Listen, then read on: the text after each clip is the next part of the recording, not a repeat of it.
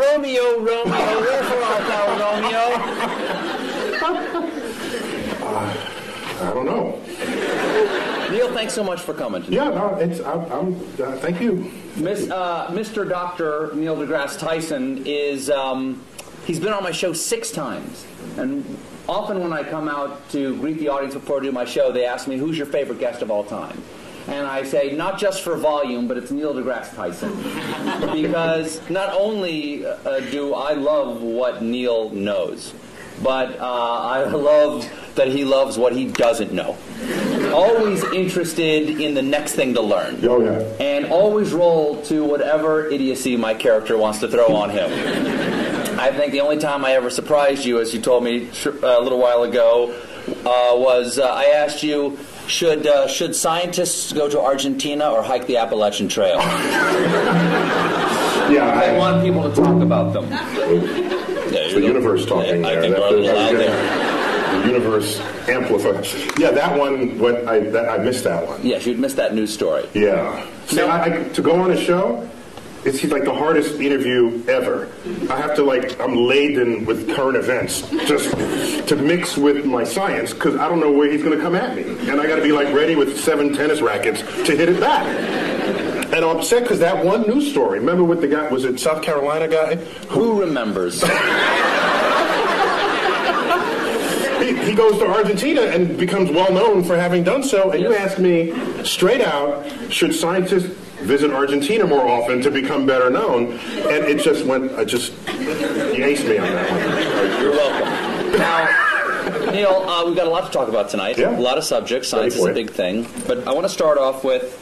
This is not a bribe. I want to start off with... Plus these chairs, I feel myself sliding. No. Exactly. When you first walked in, I said, oh, welcome to the barn raising. I realized we were speaking before the Amish tonight. Now it's going to make it tough to talk about science and technology. All right, Neil, I want to start... I want to start in a broad way. Are you tweeting now, or are you actually trying to interview me? No, I'm just looking at photos of myself. Get a little work done. I need a little freshen up. Now, let me ask you a very basic question. Science, from scientia, Latin, meaning knowledge. I didn't take Latin, but I'll take your word for it. Is it better to know or not to know? I think, my blunt answer is it's better to know. All right. But that is debatable, though. I said it's my answer. Yeah. I mean, somebody else might have a different answer. For instance, Oedipus might have a different answer. Yeah, I mean, I think... Is knowledge always a good thing? I have to say yes. Why? Because it empowers you to react and possibly even to do something about it if something about it needs to be done.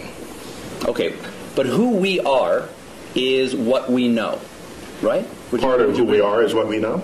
And our identity is often based on how we see the world. Yes, and our personality for sure. And if we learn something that does not jive with how we think about the world, won't we have to re-examine who we are? Yeah, it could mess you up. Yeah. Once again, I'll go back to Oedipus. He plucked his eyes out rather than know anymore. Yeah, people back then, they did stuff like that. Yes, people back then, not people today. So I think... there are people who would not know, who would rather... I remember the old days, I don't know if it still happens, a doctor would find out if you had cancer, they wouldn't tell you. They wouldn't tell you. Give it to me straight, Doc. Yeah, and why would you even have to say, give it to me straight, unless there was a day when they didn't give it to you straight? If I have 5 years left, I want to know I have 5 years left. Because I'm going to, do something different in those 5 years. Neil? Yeah? I have some terrible news. But there are some people who don't want... There are some people who don't value science. And if they don't value science, are they valuing ignorance? Yes. But I will not pass judgment on them. What I will say is, if they are at maximal comfort in their ignorance, fine, except that they will not be the participants on the frontier of cosmic discovery. They will be disenfranchised. Hello? Hello? I'm sorry, I've got a phone call. Hello? Sorry, I have to take this. Hello? My mic isn't working? Hello? Now who's in control? So they won't be in control of the next participant. No, they won't. Not only will they not be on that frontier making any discoveries, they're not in a position to enhance their life for having access to those discoveries themselves. Can knowledge ever be a bad thing? I don't think so. What about actions that knowledge takes us to? Do you think that Oppenheimer, when the bomb went off, and he said, "I am become death, destroyer of worlds," do you think he perhaps questioned for a moment whether the knowledge they achieved that led to the creation of the bomb perhaps should have been left undiscovered? Do you know what he said in response to those kinds of questions? Yes. He said, because people said, have you usurped the power of God? Have you? And he said, if God didn't want this power to be there, he shouldn't have put it in the atom in the first place. Kind of an interesting point, I think. Well, what he's saying is that the world is accessible to us. So would you say, don't smelt the ore and make iron and make a sword out of it because you could cut yourself? Back then, that's the counterpart statement from the Iron Age. And if you were around back then, you'd be sitting in this chair saying, don't make the sword, because you'd unleash evil on the world. Okay, I'll step back from don't make the sword. How about don't lick the flagpole in February? Yeah, you will learn something. You will learn something, but at a price, Neil. That'd be data. It's a data cost. It is. Yeah. There is a data cost for that, isn't it? Yeah. Also, Adam and Eve. They ate of the tree of knowledge of good and evil, and they paid a price. Yeah. So God does put things into atoms he doesn't want us to know about. However, I think I don't want to blame the knowledge. I want to blame the behavior of people in the presence of the knowledge. So maybe we need better knowledge management. Do you think that scientists go? You can applaud him. He's the hero. Well, how about this? Do you think that scientists should be allowed to do anything they can? I heard a big no over there. Someone just said no. You know, people made fun of him for doing this, but during one of President Bush's State of the Union speeches... Bush 1 or 2? Bush 2. Mm-hmm. He said he warned against man-animal hybrids. Okay? And a lot of people, like me, made fun of that by showing pictures of, like, Senator Alligator Man going, boo, boo, yay, man-animal hybrids. But if scientists could make man-animal hybrids, wouldn't they? There are scientists who want to make man-animal hybrids. Should we make man-animal hybrids? I ask you, Senator Tyson. Should there be any limits like that? I think there's some creepy things about that, and I've met some scientists who would think that'd be an intriguing thing to do. Yes. Okay? I think we as a society, as a democracy, what we should do is come to some understanding of what the prevailing social mores are. And no, science should not cross those barriers. And by the way, scientists are often ones to try to prevent that. Einstein among them, for example. He didn't want to make the bomb after he first told Roosevelt he should make the bomb. He changed his mind because his conscience, his moral conscience, descended upon him. Scientists are not without moral code here. So as a culture and as a society, we decide what should be the prevailing cultural mores, and I think we should all be beholden to those. What do you think of the portrayal of scientists in movies? Because often, for instance, the scientists who make the Terminator, they're the bad guys. Scientists lead us to the Terminator, or they create the superbug that wipes out the world, or they enrage the monster at the bottom of the sea. When you part the curtains and at the bottom of all of that, there's a politician funding that research.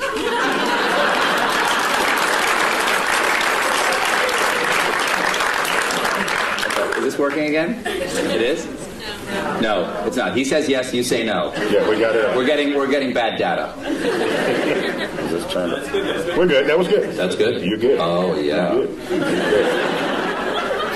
So scientists don't lead marching armies. Scientists don't invade other nations.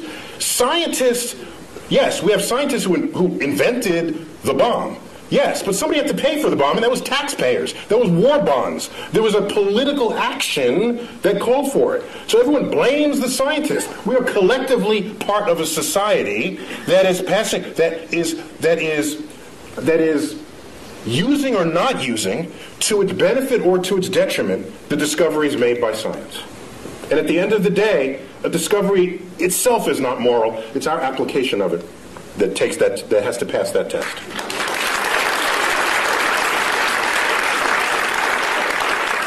Would you agree that there's a distrust of science on a certain level in our country? I mean, unless it's, going to grow my hair back. Yeah, the right.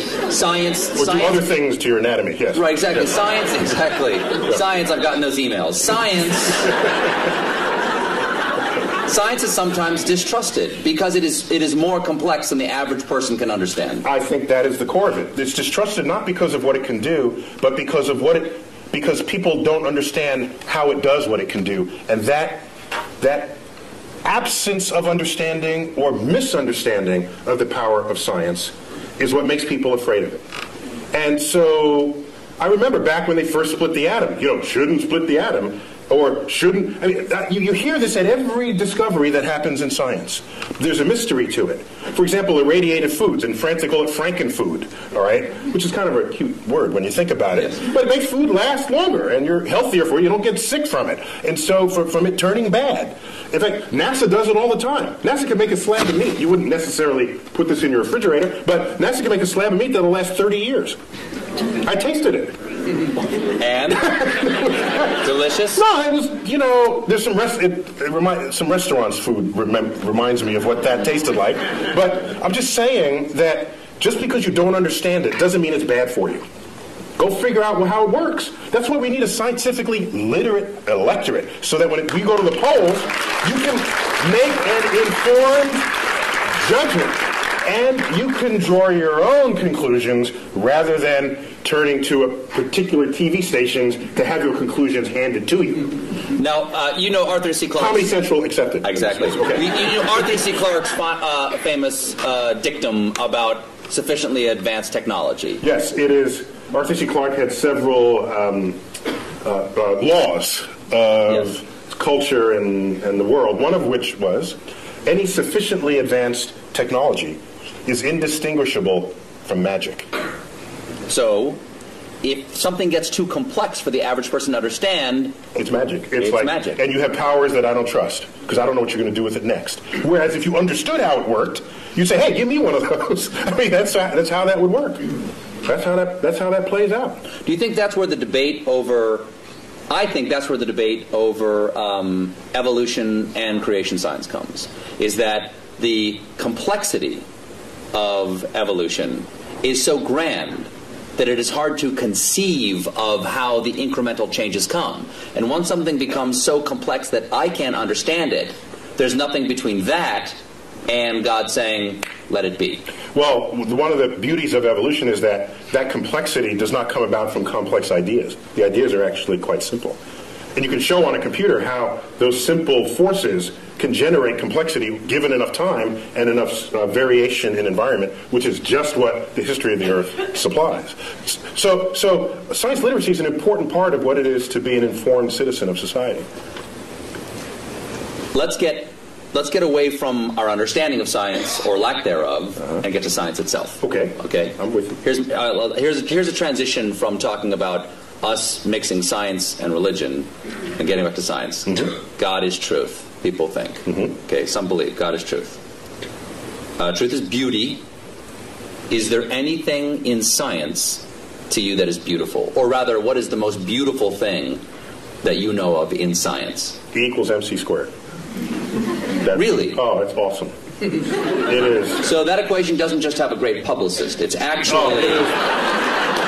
Because everybody knows it, but also everybody knows Coke. You know, it's like the Coca-Cola of science. Yeah, you learn E equals MC squared before you even know what any of those symbols mean. You hear it in elementary school. It's a gorgeous thing. It's what is beautiful about E equals MC squared? First of all, tell everybody what all the pieces mean. Well, E stands for energy. M is mass. C squared is just the speed of light squared. That's just, ignore that for the moment. The thrust of that equation is that energy and mass are equivalent to each other, which means you can transmute one into the other and back. What makes it extraordinary is that hardly ever happens in our everyday lives, yet it's going on all the time in the rest of the universe. And so we're in this little pocket where E equals MC squared is not visible. It's not visible. It's not happening in our lives. No. But if it did, the world would be really different. Light coming from that bulb would all of a sudden pop into a particle, and the particle would combine and pop back into light again. Would it hurt? It can, yeah. It would sterilize you. There's a lot of, the kinds of particles that would do that they would sterilize you, yeah. That'd be bad. I've had my kids. Yeah. So it goes on in the center of the sun. It went on at the Big Bang. It goes on throughout the universe, wherever it's hot and heavy. That's what. But what is beautiful about it to you? It's simple. It's simple, yet it accounts for hugely complex things. And for me, that is where the beauty lies in the truth. No. If I had to give you a complex theory to understand a complex phenomenon, send me home. Because what's the point? Now, there's no tablet in the sky that said it had to be simple to end up being complex. It's just a remarkable fact about the universe. So why not celebrate it? The fact that pi, right?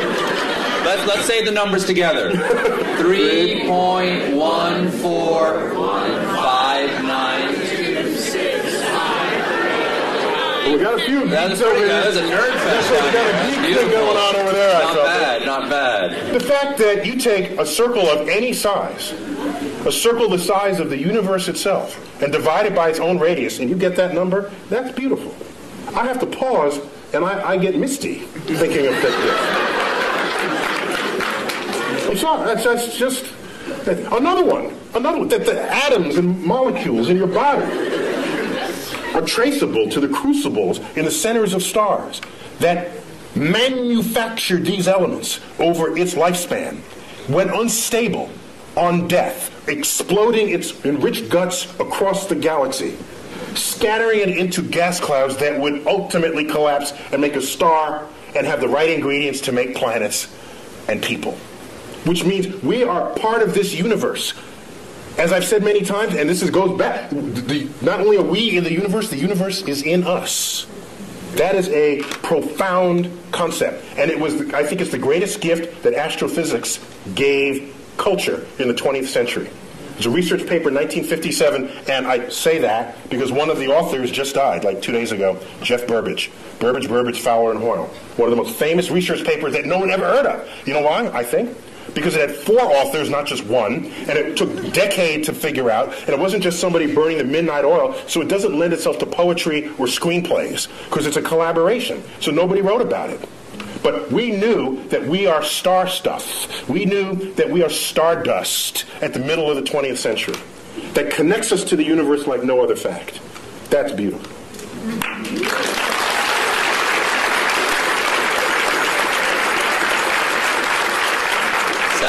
Sounds like you have written poetry about it. Once it gets in you, you have, the only way it comes out is poetically. No! You write poetry. You write sonnets. I don't know if they're sonnets, but occasionally a word rhymes in it, and I don't know what to call it. But sometimes if you feel deeply about something, I think the greatest poetry, not that I'm an astrophysicist, right? That's my disclaimer. Mm-hmm. But some of the greatest poetry is revealing to the reader the beauty in something that was so simple you had taken it for granted. That, I think, is the job of the poet. And so, the simplicity of the universe, which started this part of our conversation, I think if it doesn't drive you to poetry, it drives you to bask in the majesty of the cosmos. So what drew you? You said that this is the beauty of astrophysics, or the gift that astrophysics gave us in the 20th century. What drew you to astrophysics? Take us to Neil deGrasse Tyson before he's an astrophysicist. Take us to who you are now. I'm living in the Bronx, which in vernacular would be the Bronx. And I'm in a building. Not a lot of stars. No, there's like a dozen or so in the night sky. So you do not have a relationship with the night sky as a city dweller. And my parents, I have a brother and a sister, they would take us to, each weekend we'd go to visit museums and other sort of cultural things in the city. And one of those weekends we went to the Hayden Planetarium. The local planetarium, the one right there in Manhattan. And you sit in the chair, and the lights dim, the stars come out, and I said, "Oh, that's a nice hoax, you know. That can't be real. I'll enjoy it while there's it, but that's fast. They think there's that many stars up there. Like, what kind of? Are they pulling my leg?" And a couple of years later, I go out to Pennsylvania in another trip that we took, and I looked up at the night sky, and what persists to this day, and what is an embarrassingly urban thought. I look up at the night sky from the finest mountaintops in the world, and I look up and I say, "It reminds me of the Hayden Planetarium." It's embarrassing. See, I beg forgiveness. Wow. But so strong was that imprint that I'm certain that I had no choice in the matter. That, in fact, the universe called me. And I wonder that if I'd grown up on a farm and the universe and the sky was just always there, I wonder if that would just have become wallpaper to me, and I wouldn't have then been struck by it as I was at age 9. I'd never known anything of it. And then it just slaps you in the face. And from then on, I was hooked. It took 2 years for me to figure out you can do that as a career. But starting at age 11, you asked me, you know that annoying question adults ask kids, what do you want to be when you grow up? I heard a comedian say, you know why they ask? Because they're looking for ideas. Paula Poundstone said that. If you had asked me from age 11, what do you want to be when you grow up, I would have told you flat out astrophysicist. And my whole life aligned to that. Got a telescope, got a camera, photographed it. All my science fair projects. One was getting the spectra of the sun and analyzing features in the spectra. I built the spectroscope. So I was like nerd kid, card carrying. But I was bigger than other kids, so I was insulated from a lot of what might otherwise happen to nerd kids. But you wrestled, too. I was captain of my high school's wrestling. I've seen you in that wrestling outfit. Oh. You can rock a singlet. Well done. Now, singlet is what you call the one-piece... they know. No, okay. So... You wanted to become an astrophysicist. That leads to another question, which is, is it better to not to know? It's better to know. Can it be beautiful? Yes, can it be beautiful? Is science a thing, or is it a way to look at the world? Is it a verb, or is it a noun? It is both. The world is not just, is it this or that? Is it a planet or not a planet? It's sometimes... You must choose. It's fuzzier than that. Sometimes... So if I have a lot of facts in my head, if I can absorb a lot of facts, am I a scientist? No, you're a fact memorizer. In fact, I'll accept that as a compliment. Our academic system rewards people who know a lot of stuff, and generally we call those people smart. But at the end of the day...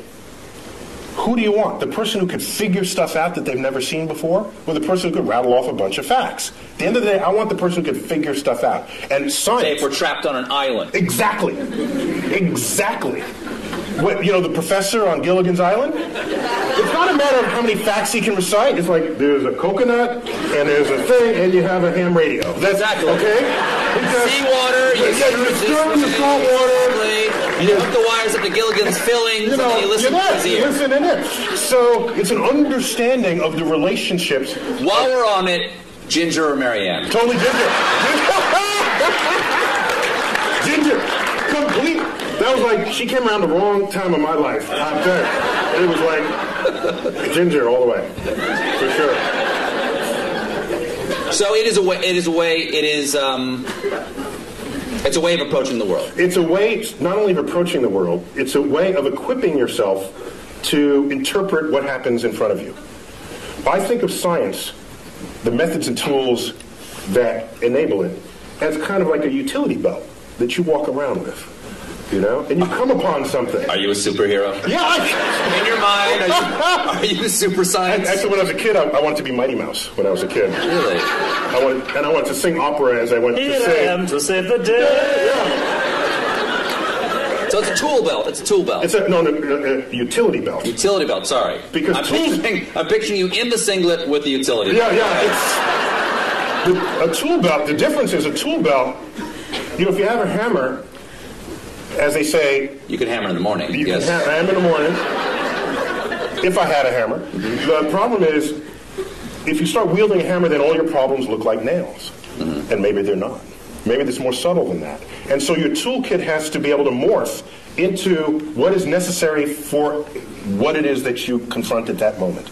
And so, yes, you're equipped with methods of mathematical analysis, methods of interpretation. You know some basic laws of physics. So when someone says, I have these two crystals, if you rub them together, you'll get healthy.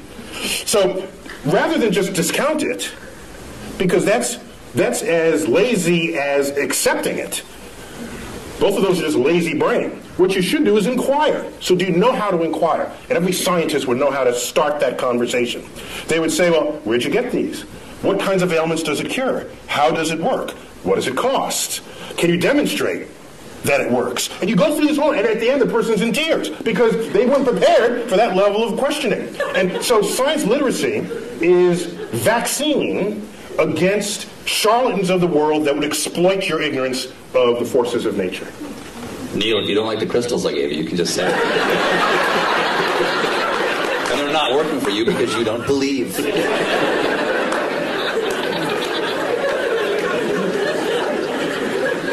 Is there any science fiction you admire? Or that you enjoy? Or do you see the holes in science fiction and go, I can't enjoy that? Of course he would know the effects of a neutron star. He doesn't know tidal forces? Like, do you have that problem? You've got that right. You've got that right. Do you have that problem? I only have the problem if the movie is marketed for its accuracy. Number one. Number two, they got to get some basic science right. After that, I'm okay. So, for example, in the latest Star Trek movie, they had this liquid. The red matter. The red matter, thank you. Release the red matter. Release the red matter, and you drop it into the core of a planet, and it turns a planet into a black hole. I thought that's kind of cool. What was a little weird was... Why didn't it turn the ship into a black hole? Well, no, because they had the special apparatus that surrounded it. And the apparatus did what? It's an anti-black hole apparatus. I'm okay with that. See, I was not losing sleep. That didn't bug you? Over what held the black hole. I didn't have an issue with that. But oddly, what I had an issue with was they needed this drill, which is a very cool kind of, that was the coolest thing I'd ever seen. Exactly. A drill that would drill to the center of your planet, and they dropped I'd say, if that would turn a planet into a black hole from its center, it surely would turn into a black hole from its surface. So you drop it on the surface. That would Kirk and Sulu fight on. I know, right. They had to fight on the platform. So I'm okay. I got angry with Jim Cameron about Titanic. That's how I got angry. Did I tell you? I didn't tell you the story. You did not. Oh, no. Can I? I've never seen you this angry before. Just hold me back. I can't wait to see what you have to say about Avatar. You might turn blue with rage. Go on. So what was your problem with Titanic? There's a colleague of mine who saw Avatar, and he got home and he told his wife he wanted to paint her blue, and that didn't go over very well. Is she 10 feet tall? So Titanic, you may remember, was marketed as a film of high accuracy because Cameron had funded this submersible to go down and it checked out the staterooms and the wall sconces and the china patterns, and so they reproduced that to detail. And so here they recreate the ship for the movie. Can you double check that? No, because he had the submersible. You just have to trust him, okay? No, you got to trust him. So now, the ship sinks, yes. Right? Did I give away the... Well, you see the movie yet? I'm sorry. Okay, so the ship sinks. I do, I remember. You remember it, okay? Very sad. And it's Kate Winslet on the flow. Remember that? And yes. She's delirious. This isn't the scene where she's naked. Oh, sorry. Go on, She was kind of like that for Okay, that go ahead. too. No, she's on the flow, on the whatever, the plank, and all right, she's looking up. We know the date, the time, the weather conditions, the longitude, the latitude. We know all of this about the sinking spot of the Titanic. There is only one sky she should have been looking at, and it was the wrong sky.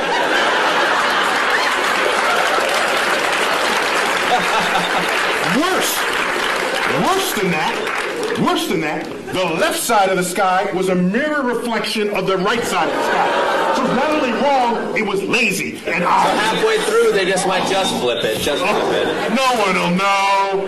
And so I was livid. Ooh. I got out my finest stationery, and I wrote a letter to Jim Cameron. No reply.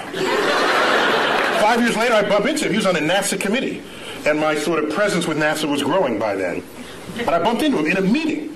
And I said, Mr. Cameron, I just have to ask. You know, the sky it's not the right, it's black, what? And he says, well, actually that happened in post-production. So he's absolving himself of guilt. But I wanted him to grovel in front of my feet, which he did not do. Now, wait. So I was angrier after that. Later on, Wired magazine honors him for Discoverer of the Year, Explorer of the Year. And they want to hold their party at the Rose Center for Earth and Space. You don't come into my house and get the sky wrong. Okay? Is my microphone working? You're loud enough, you don't need a microphone. There we go, I fell down. Can you hear me now? Mine, yes. Okay. So, he's in my house. And as a courtesy, they extended me an invitation to have dinner with a small group of them after this award ceremony. So I said, yeah. So, we go to dinner. There's 6 of us at the table. The wine is pouring. So, I said, Jim, I don't know if you remember, but I brought this up some time ago about the sky, and I wouldn't be so upset except that everything else you boasted was so accurate. And we can't even check how accurate that is, but anybody can spend $50 for a planetarium sky program and look at the sky and know that you got the wrong sky. What gives? And you know what he said? He said, last I checked, worldwide, Titanic has grossed $1.3 billion. Imagine how much more it would have grossed if I gotten the sky right.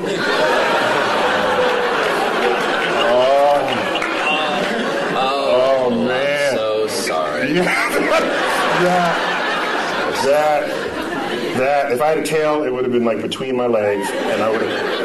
And so I think you won that conversation. No, actually, I did. He retreated into his bank account. Here's what happened. You know, but that money will all eventually be gone, and he would still have gotten the sky wrong. Oh, that's an interesting point. That's right. The sky will outlive even James Cameron. However, as dejected as I was, 2 weeks later, I get a phone call. Forgot the guy's name. He calls me up and says, "Hello, it's Dr. Tyson." I said, "Yes." He said, I forgot his name, Johnny Smith. I work in post-production for Jim Cameron. He is releasing a 10-year director's cut anniversary edition of the Titanic, and will be adding new footage from the deck. And he tells me you have a sky that he can use.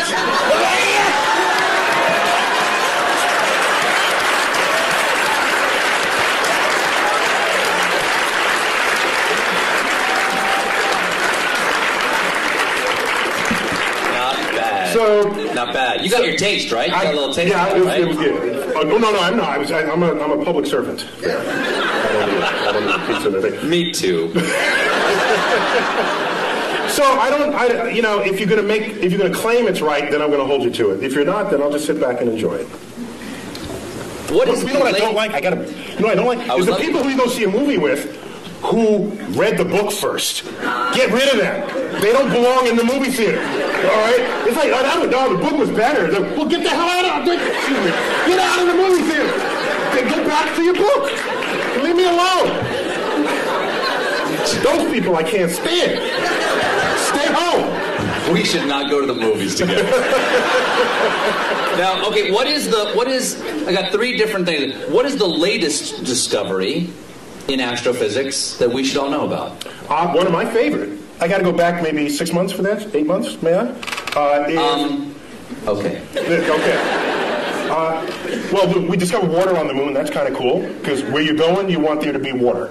All right? That's a good thing for life. But what struck me the most, earlier in 2009, we discovered methane on Mars. Methane. If you have a gas stove and you live in a city, chances are it's methane.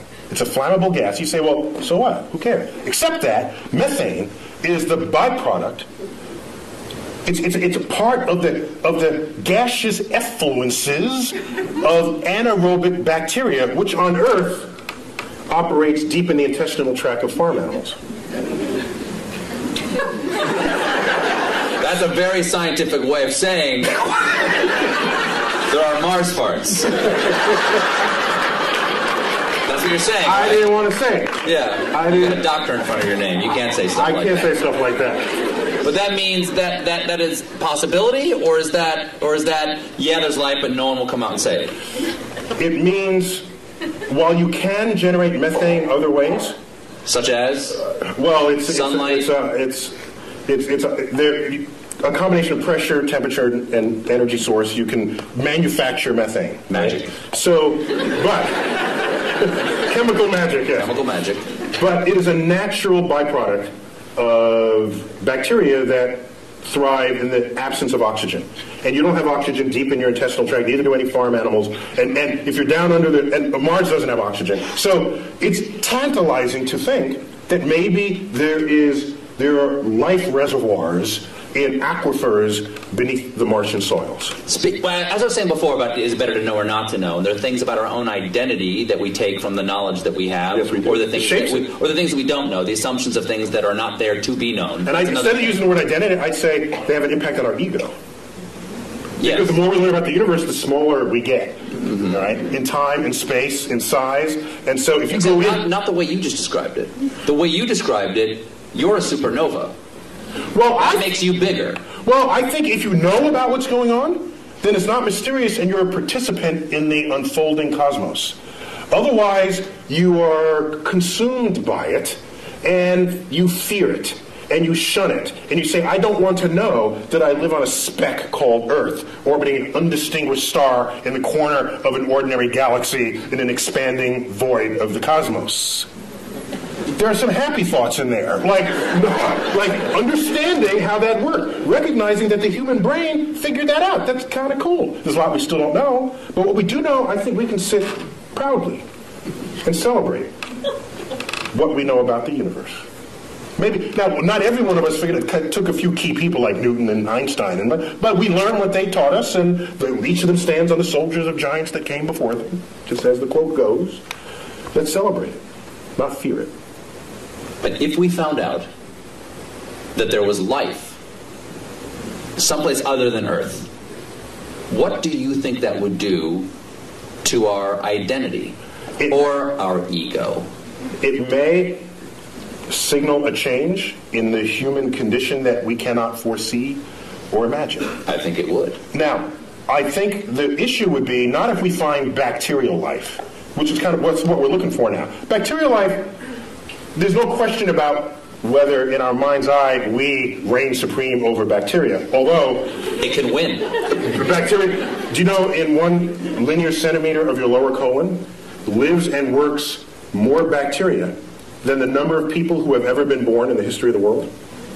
So in fact, we are just hosts for bacteria to lead their lives. So from the point of view of a bacteria, we're just a place to live. A dark, warm place to live. But we're a planet, and they don't believe there's bacteria in any of the other planets. That'd be an interesting sci-fi novel. So the real issue is, if we find life on another planet that's smarter than we are, that would totally mess with our ego. That'd be the last, nail in the coffin of our ego. That used to be, well, we're humans, and we're on Earth, and Earth is small, and sun is insignificant. That'd be the last one, and I don't know how we'd be able to handle that. Do you think that there have been discoveries that have happened? For instance, I have heard discoveries that have changed our point of view about the universe that we are not aware of that they've changed. In other words, the change has been so gradual, we don't realize we see the world differently. Has E equals MC squared because That's coming up on 100 years? I'll tell you. Yes, it is, actually. Well, no, we're past the age. Last year was 100? No, 1905, so 2005. Okay. But so I got one for you. has that changed? I got one for you. In the 1920s, which was a watershed decade in the history of science, in that decade, we discovered that not only our galaxy, the Milky Way, is not the only existence of anything in the universe, that there are other Milky Ways out there. That recently? 1920s. Was it just the optics didn't exist for that? We needed a big enough telescope, and Edwin Hubble wielded all the glass that necessary to accomplish that back in the 1920s. He said Hubble, before the telescope, was a man and had his own telescope, the biggest of its day, and he made that discovery. That there were these spiral fuzzy things in the night sky. We thought they were just local to us. They're whole other systems of stars.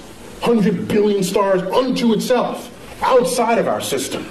Not only was that discovered in 1926, 1929 he discovers that the universe is expanding, which means it may have had a back then, it may have had a beginning.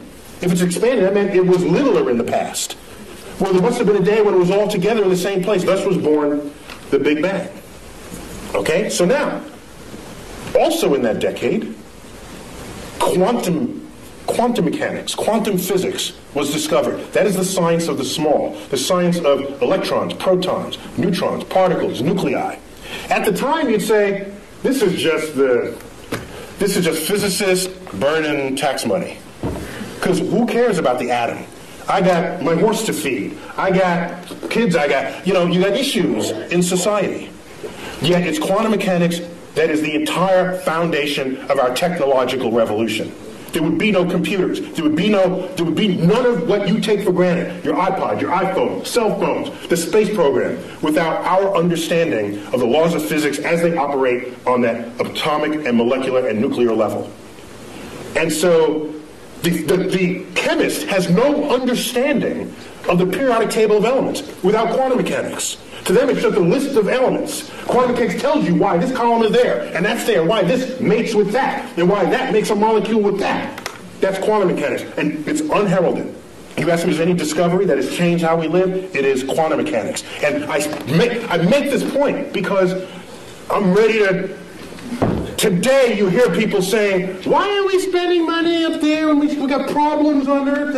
And people don't connect the time delay between the frontier of scientific research and how that's going to transform your life later down the line. All they want is a quarterly report that shows the product that comes out of it. That is so short-sighted that that's the beginning of the end of your culture. So it's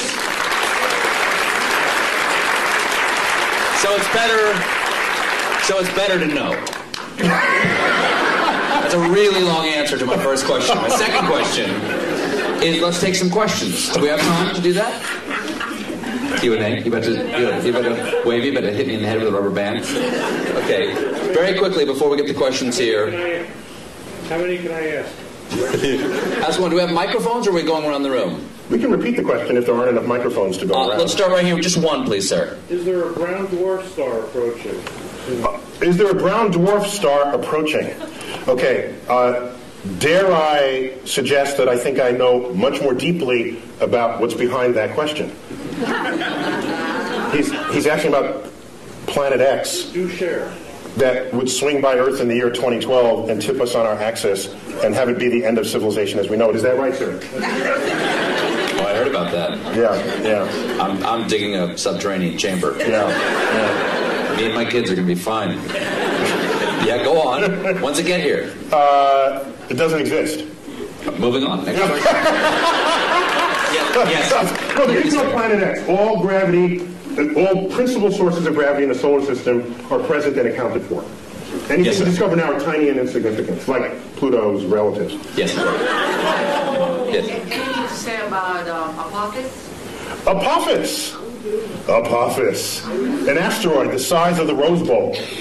Discovered December 2004. Headed towards Earth. It's not alone among asteroids headed towards Earth, except that this one is headed, there's a whole set of asteroids that cross Earth's orbit. That alone is not a problem. You cross the street all the time, but at different times the trucks drive by, okay? So the issue is, are you crossing the street when the truck is driving there at the same moment? That simultaneity is what matters. Apophis when he ran the calculations, showed that there was a chance of it hitting us in the year 2036, with a close approach in the year 2029 on April 13th. A Friday, by the way. But here's what's significant about that. We've had close approaches before, but none this close. This is the size of the Rose Bowl, and on April 13th, 2029, it'll come close enough to Earth to dip below our orbiting communication satellites. Do you think 2.5% is a big number for that asteroid to come to Earth? No, right now the best estimates are several in a million that it will hit us in 2036. And if it does, it will likely hit the Pacific Ocean, plunge into a depth of 3 miles, explode, cavitate the ocean, send waves of tsunamis. The first one from the impact. The second one, because the water splashes back into the cavity, goes high into the air, drops back down, and sends another pulse. This will go on about 40 times. There'll be multiple tsunamis. I was just on the Santa Monica beach 2 nights ago, because Santa Monica is the first city to get hit, because it's the beeline right up from Santa Monica, 600 kilometers into the Pacific. 5-story tall tsunami would take out the entire west coast of the United States. But nobody has to die, because we know this well in advance. But I think 2 people will die. The stupid surfer who wants to surf that tsunami, we know people like this, right? You see them. And you know who else, of course? The weatherman who wants to bring the camera guy closer. Can you see the waves hitting the shore? Okay, take him out too. We don't need either one of them, and we'll get on with it. That would make a great James Cameron movie. Yes. Tonight there's a wolf moon. Can you explain what that means? What's a wolf moon? Okay, each full moon of the year has a name, and there are regional variations among those names. And the wolf moon, it's when it's snowy and the wolves howl. You can see the wolf in the light of the moon because the landscape is white, and the wolves don't turn white, so you can see them against this. And so depending on if you live in a region where there are wolves, that would be what you would call it. Other full moon names you've heard of, the harvest moon is one of them. The honeymoon is one. That's the moon that's in June, the honeymoon, because that moon actually never gets very high in the sky. And it's amber the entire time. It takes on the color of honey. It's just called the honeymoon, and you get married in June. And that's where you get the name honeymoon for that. Yeah. Anyone over here? No? Yes, sir. I think, in astronomy, probably dark energy was sort of a real game changer about 10 years ago, the discovery that the expansion of the universe is speeding up. If there's a game changer in the next 20 years, what is it? The question is, dark energy, he said 10 years ago was like a game changer. Can I foresee any game changers on the horizon? Well, it turns out dark energy was not as much of a game changer as you might think, because we already had a slot for it in Einstein's equations.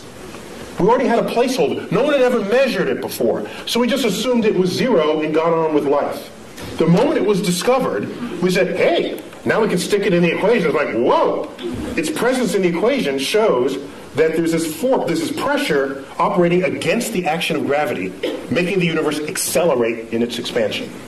And that's extraordinary, because it means that a day will come where these galaxies that Hubble discovered will move away from us with such speed that they will disappear beyond our horizon, and the total known universe at that time will only be the Milky Way, restoring the state of mind of our universe that existed before 1920. That's a spooky time.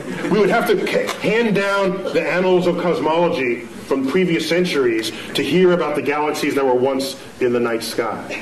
So game changers going forward. If we discover the dark matter particle, that'd be kind of cool.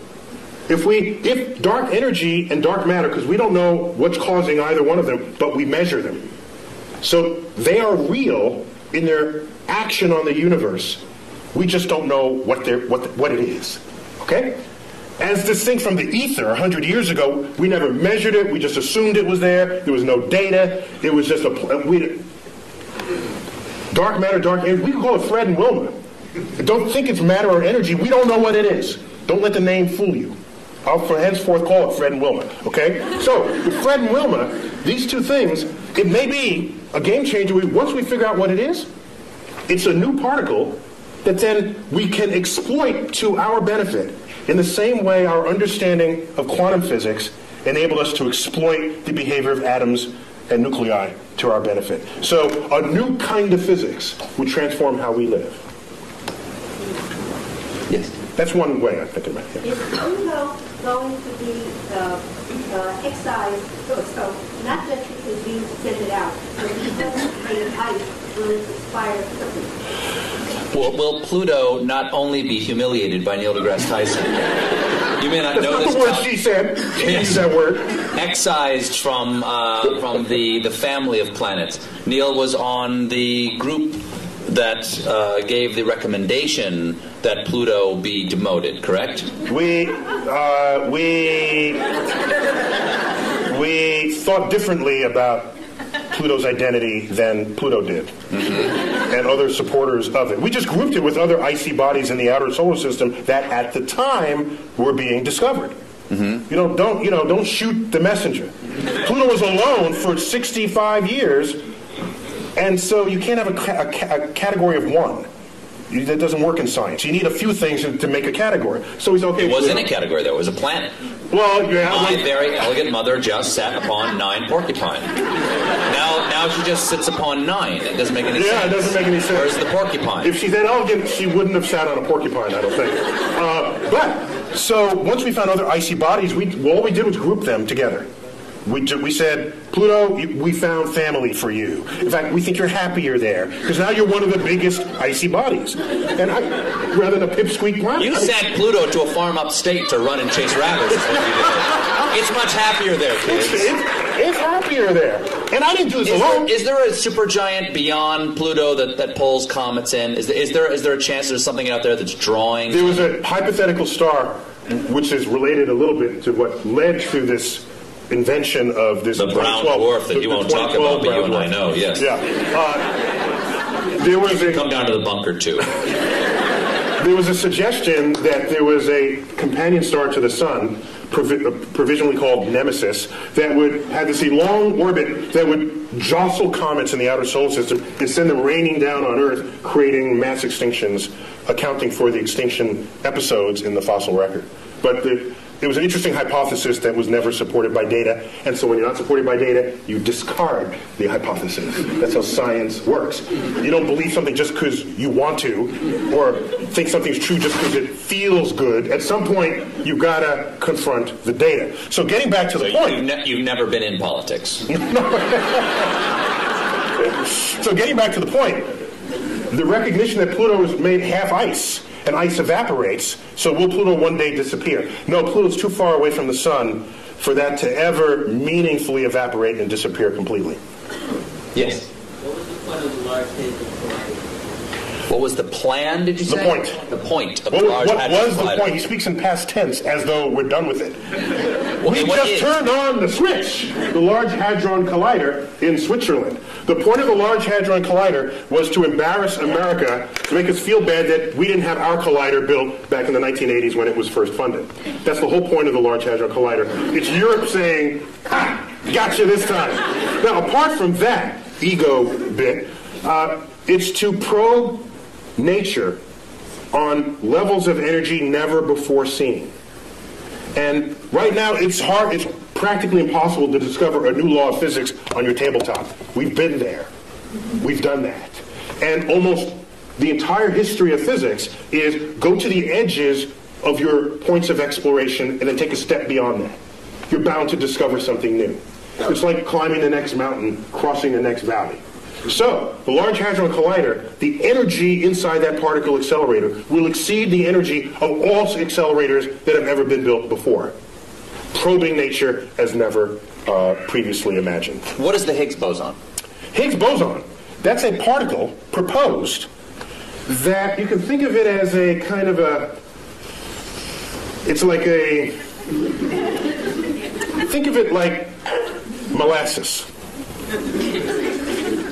Okay? Okay, not molasses.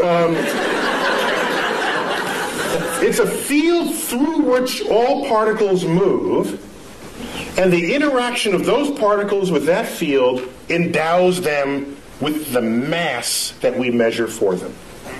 It is granting them the property of mass. We have yet to find this particle, but if we do... So mass is not explained presently. That's correct. We just measure... We don't know why we get fat.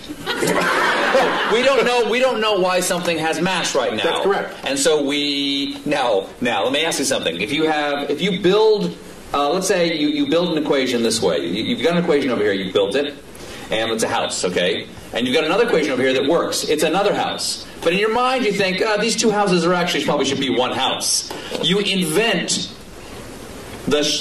invent something that fits into the shape between the two houses, right? Yes. Like you've got a shape between two houses. Goes, okay, there's something in the universe that is the shape of the space between these two houses. Yes. Does that necessarily mean that thing is there?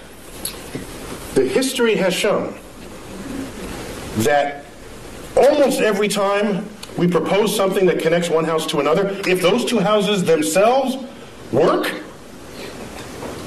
there's something in between them connecting the two. For example, in 1930s, we had this experiment with the 1930s. Quantum physics is in place. We start probing the atom. We find out there's an atomic reaction, a nuclear reaction, where there's some missing energy. We account for all that, and there's something missing. We say this much energy here, and then it's missing here. And we swear we accounted for everything. Fermi comes up, a famous physicist, said, I bet there's a particle that came out of that reaction that escaped with the energy before you had a chance to measure it. E equals mc squared. Well, that would have endowed that particle with its energy to do so, the mass to do so. And even mc squared is in every one of these, it's all over the place. It's written with E equals mc squared. The point is, he hypothesized the particle, gave it the properties that it would have to account for what was seen.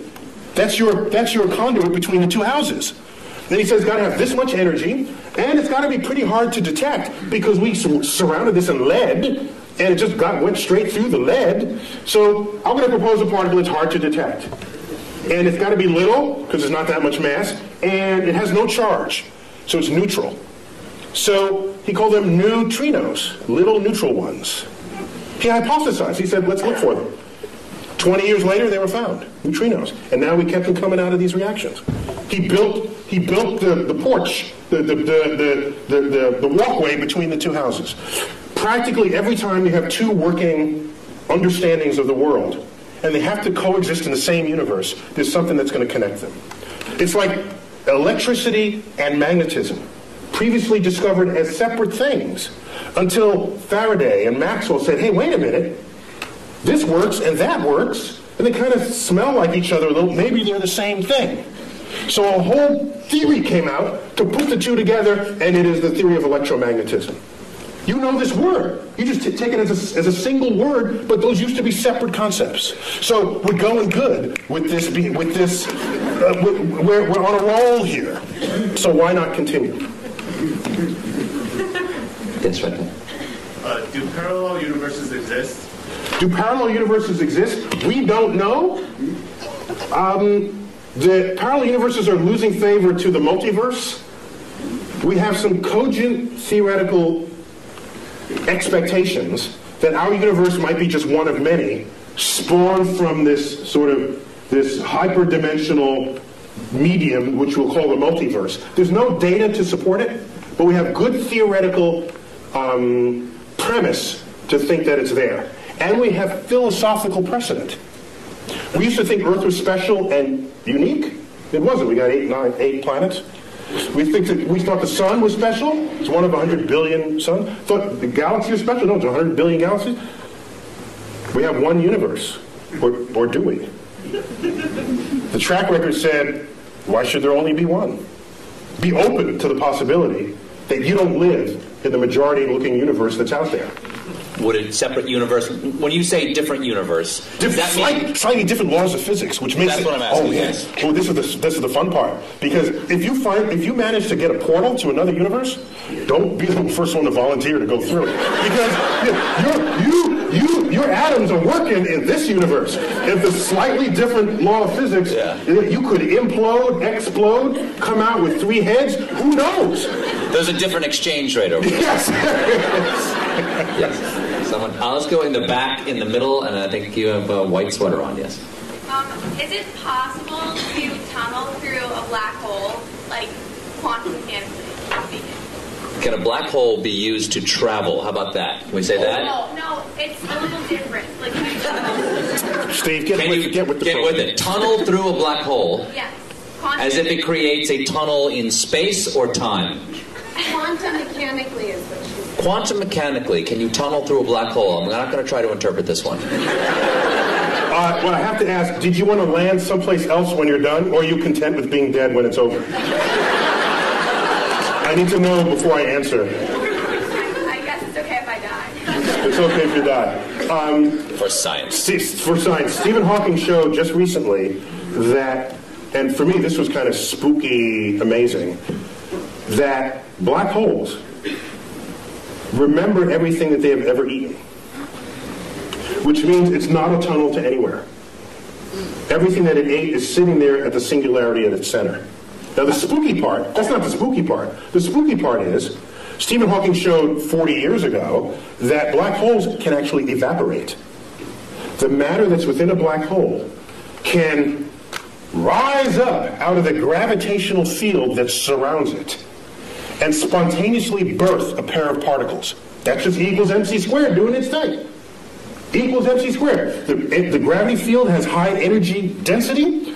Out of that pops particles, and those particles escape, taking matter away from the black hole, from the gravity field of the black hole. Doesn't that fly in the face of how we think of a black hole? A black hole, gone forever, because nothing escapes, because nothing can surpass the energy needed to go faster than the speed of light. Except quantum mechanics. This quantum physics from the 1920s gets you out of that problem. That's a classical understanding of black holes. You layer quantum mechanics on it, weird stuff happens. Completely legitimately weird stuff happens. So you birth these particles outside the thing. Now here's what happens. I dump you... That sounds like that. I'm not interrupting. That sounds like science is making magical exceptions for itself. Quantum physics is kind of magic. Because none of it issues forth from your common sense. Particles pop in and out of existence. One time it's a wave, the next time it's a particle, and it interacts with itself and and you measure it here, but it shows up there. If we were forged in that world, then all that would be common sense. And E equals mc squared would be a daily phenomenon. You wouldn't need Einstein to figure it out. You'd be learning it in elementary school. But that is a foreign universe to us. And so what goes on there, you are prone to say, that doesn't make sense. You know something? It's of no obligation to make sense to you, because your senses didn't come out of that universe. Out of that universe of tiny particles. We don't live there. If you let something go, and it drops, you say, that makes sense. If you let something go and it goes up, you say, that doesn't make sense. In quantum world, that happens all the time. It would make sense in the quantum world. So, I submit to you, that if I take your body and dump it into a black hole, what Stephen Hawking showed is that all the particles that went into the black hole, let's say it's Stephen Colbert black hole, okay? No other contaminating bodies but your atoms in the center of this black hole. And I wait around, and out here, in the gravity field, particles pop into existence. And I make a check. How many protons? How many neutrons? How many electrons? How many neutrinos? By the time this black hole is evaporated, it would have been every single particle that you were having fallen in the first place. Extracted out of the energy field of the black hole. So it remembers who you were even out in the gravitational field. That's spooky to me. Is the black hole now gone? Gone. Gone. Just it pops out of existence. Evaporated. It takes, by the way, it takes several trillion years for that, so don't wait around for it. It's that young man right there. How do you figure all this out? Okay. How do you figure all this out? It's an excellent question. Yeah, it's a good one. Isaac Newton did it all by himself. He was like really, really, really smart. A quick Isaac Newton story. He discovered laws of motion, laws of gravity. Just shows that planets don't orbit in circles, as Copernicus had thought. but in slightly flattened circles we call ellipses. And so a friend of his said, "Hey, Ike, why?" That may be called, I don't know what it's called. Ike, why that shape and not some other shape? He couldn't answer that question. I'll get back to you. Goes home for 2 months, comes back. Here's why it's that shape. They're conic sections that cuts through the thing. They said, "Well, how did you figure that out?" He said, "Well, I had to invent integral and differential calculus to figure it out." So some people invent their own tools and methods to discover the world.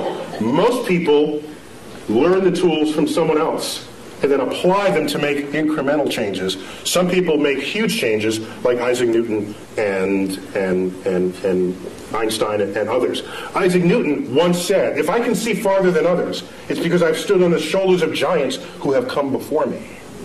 But I've read Isaac Newton, and his stuff makes the hair on the, if I had hair, it would rise up on the back of my neck, how plugged in he was to the universe. And I'm saying to myself, that quote cannot have possibly have been honest. What it really meant, if I'd give that quote to him, I'd say, if I can see farther than others, it's because I'm standing among midgets, that's why. He can see farther than everybody else. In the case of Isaac Newton. I'm afraid we only have time for one more question. Yes, sir. Actually, that was a great segue to my question. You talked. We organize this all for your question. Exactly. Sir. Early in the evening, you brought up the ideas of scientific literacy and technology management. I'd like to hear your opinions on where the policy needs to go to make a positive impact in that area. Ooh. All right, Neil. Can you repeat that for everybody? The question is, we were talking earlier about scientific literacy and our approach towards science as a nation. In your opinion, and you serve on science advisory panels, yeah. Where do you think we need to go as a nation? What do we need to do to increase our scientific literacy? I'll answer two-pronged. One is, what do you do with your kids? And kids need to be able to explore freely. And if you look at most households, they're not designed for that. They're designed to have the kid not explore. The kid comes into your kitchen and pulls out the pots and pans and starts banging them. What's the first thing you do as a parent? Stop that, you're getting the dishes dirty. Yet these are experiments in acoustics. That's what that is. Okay? Whatever the kid is doing, if it has the chance of breaking something, you're going to tell them to not do it, without thinking that that's the consequence of an experiment that they are conducting. And every time the kid wants to do something, provided it doesn't kill them, it's an experiment. Let it run its course, even if it makes something messy. You agreed to have a kid in the first place? Fine, clean up after them. And when you open up...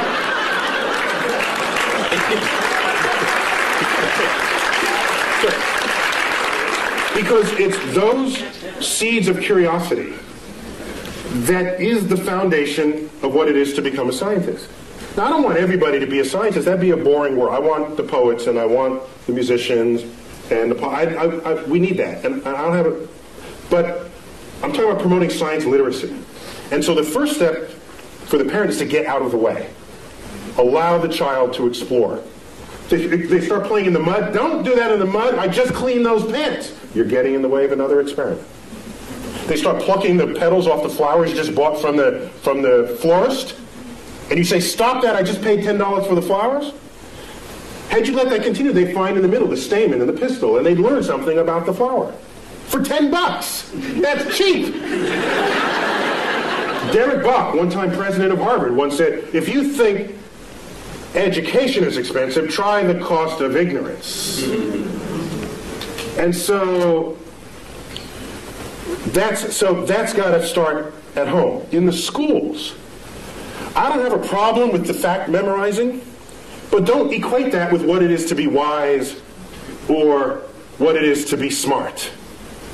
Smart should be some combination of that, yes, but also, what is your lens on the world? How do you figure things out? And you promote that by stimulating curiosity.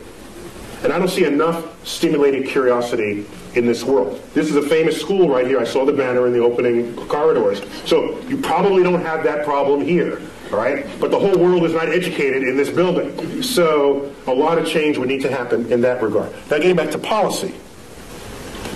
I have tried. You do a simple Google, like YouTube and Tyson, my name, but put Neil so you don't get Mike. Right? Dining on someone's ear.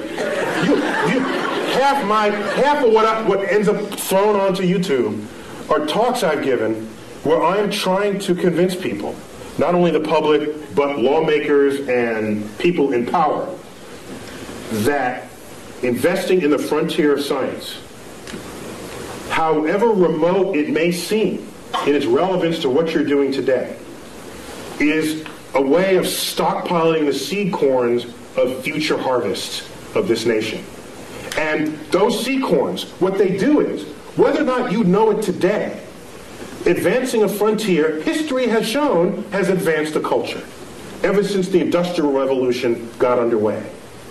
And we can speak more hegemonistically about it, that anyone who has embraced the powers of technology has enjoyed economic wealth, the likes of which the world has never seen, attendant with strength of security.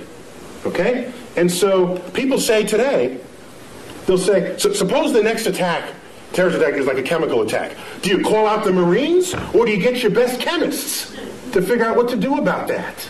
There's a point where your weapons are not as useful as the brain of the scientist who you could bring to bear on the problem. And so I see science and technology and creative investments in it as the most significant infusion to our economy that could possibly be conceived. The problem is it's not going to boost the economy next quarter. It's got a time horizon longer than most people have the patience for, and most politicians have the re-election cycle to be tolerant of. So what we need is a longer view on those investments. I don't want to have NASA going hand in hand trying to get money to stimulate the frontier of cosmic discovery. And that frontier now involves biologists in the search for life, chemists in understanding the soils of Mars, aerospace engineers. You know what I don't want to do? I don't want to stand in front of 8th graders and say, who wants to be an aerospace engineer so that you can design an airplane that's 15% more fuel efficient than the one your father flew? That's not going to get them. But if I say, who wants to be an engineer and design the airfoil that'll fly in the rarefied atmosphere of Mars, I'm going to get the best students in the class, and you know it. Because that's an exciting project for smart people to work on, motivated people to work on. And when you have them, they invent stuff. They discover things. They transform the culture in which we live on a time horizon that is not easy to just tell someone in a one-sentence soundbite. And what I want is a level of science and cultural literacy that will allow the public to be able to think beyond the election cycle, to think for themselves and say, this is a good investment.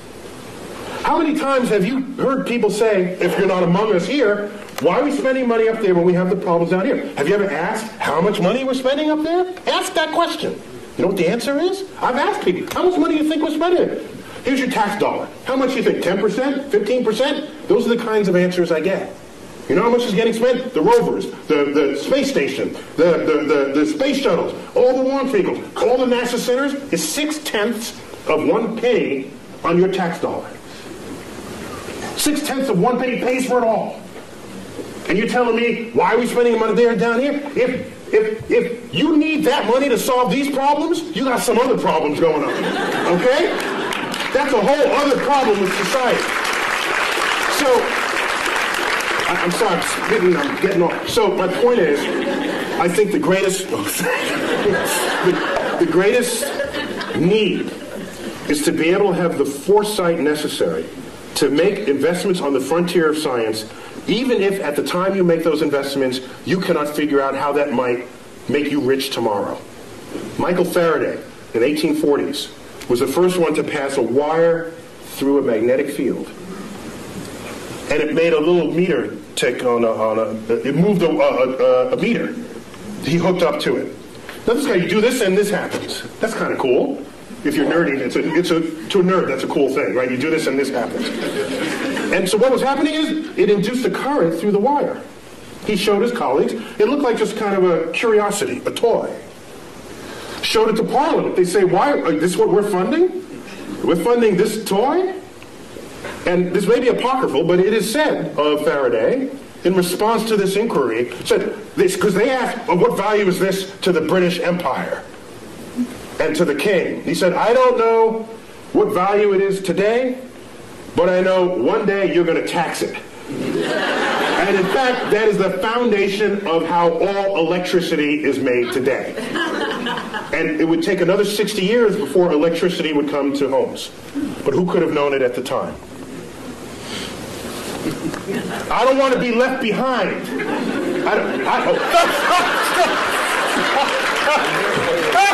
I will not leave you behind.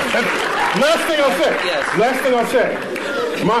The biggest news story last year to me was not the methane flatulence. No. The biggest news story happened December 22nd, something like that. I forgot what day. A press release comes out. Russia says they want to send a mission to deflect Apophis, the killer asteroid. Oh, yeah. By the way, I said if that hits, it's going to hit the Pacific, which affects us. Okay? Russia says we're going to launch a mission. We're going to start designing it now. We're going to fund it. Oh, by the way, the United States is welcome to join us. And people say, oh, that's nice. A little international thing. And I'm saying, wait a minute. Something's wrong here. Aren't we the ones who are supposed to be starting missions and then invite other people to join us? Isn't that how it's been? So that was a sign, one of many, that our significance and meaning on the world stage is fading. And it's fading fast. And it's not a cliff. It's just a fade. And the day will come where the rest of the world just makes their own decisions about the future of their own space exploration and technologies. And we're sitting back saying, hi, fellas, can we join along? Neil, we already proved we can deflect asteroids in the movie Armageddon. Yes. So there's our fantasy. We don't do it in real, we do it on the silver screen, and we're happy about that. Maybe we got to fix that disconnect. Last question. Why is there something instead of nothing? 10 words or less.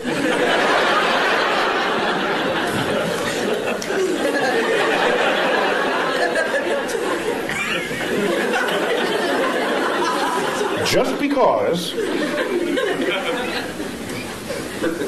So I got to do this in haiku then. Okay. Okay, 575. Words that make questions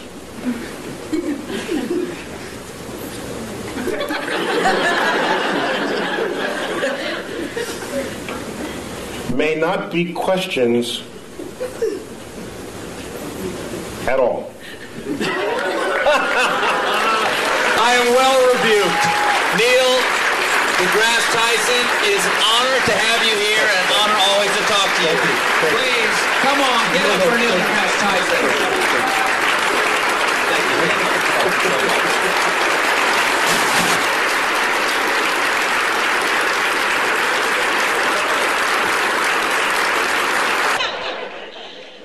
Dr. Tyson is going to be down here. He will be signing books until 9:30, so if you'd like to come down and have a book signed, feel free. And for the rest of you, thank you all for coming, and home safe.